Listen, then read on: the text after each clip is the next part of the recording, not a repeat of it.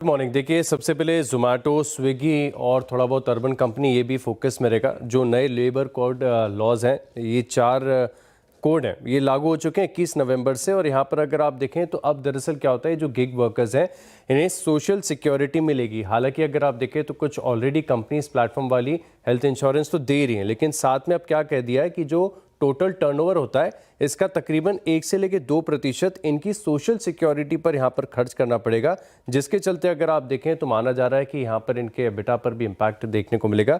लेकिन ये जो कंपनीज है ये फोकस में रहेंगी।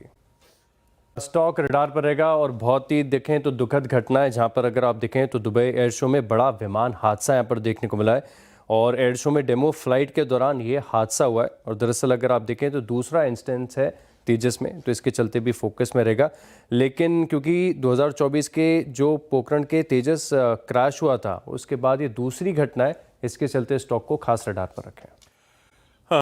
पुराना मामला है और यूएस की कोर्ट से झटका लगा है। दरअसल अगर आप देखें तो 2019 का मामला है, जहां पर आप देखें तो इनकी तरफ से जो सॉफ्टवेयर लाइसेंस के गलत इस्तेमाल का जो है आरोप है, जो ट्रेड सीक्रेट्स हैं इसका इस्तेमाल करने का आरोप लग रहा है। इससे पहले भी अगर आप देखें तो यूएस की जो कोर्ट है इसने टीसीएस के विरुद्ध यहाँ पर फैसला दिया था। अब फिर से अगर आप देखें तो इसको बरकरार रखा है, जिसके चलते बताया जा रहा है कि टीसीएस को $194 मिलियन का जो है जुर्माना, हर्जाना ये देना पड़ सकता है। हालांकि अगर आप देखें तो टीसीएस की तरफ से भी बयान आ गया, सफाई आ चुकी है। वो कह रहे हैं कि लीगल प्रोसीडिंग्स आगे भी बरकरार रहेंगी और इस कोर्ट के ऑर्डर को आगे चैलेंज करेंगे।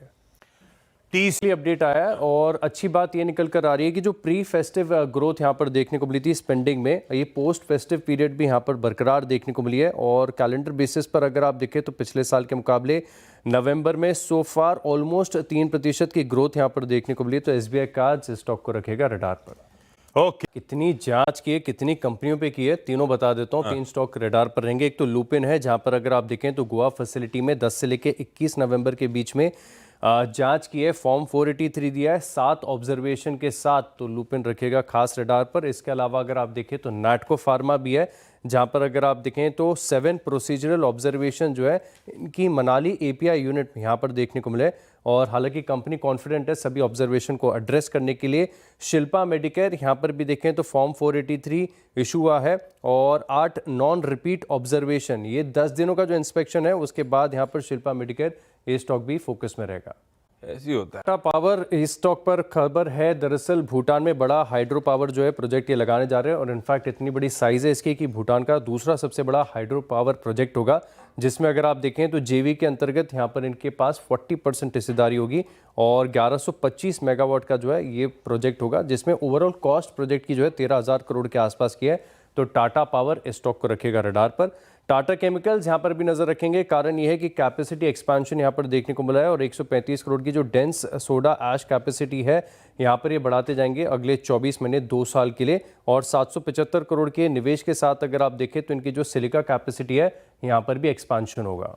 ढेर सारे स्टॉक्स हैं जहां पर फोकस रख के चल सकते हैं। एक तो एचजी इंफ्रा है, यहाँ पर भी फोकस रखेगा। दरअसल अगर आप देखें तो कल्पतरू के साथ इनकी जो जेवी है इसे 1415 करोड़ का जो है ऑर्डर मिला है और थाने मेट्रो प्रोजेक्ट के लिए ऑर्डर मिला है, जिसमें अगर आप देखें तो दोनों कंपनीज का 40-60% का जेवी है। और साथ में देखें तो इसका जो कंस्ट्रक्शन पीरियड है ऑलमोस्ट 3 साल का निकल कर आया है। तो यहाँ पर आप रखेगा खास फोकस। Hg infra, Hg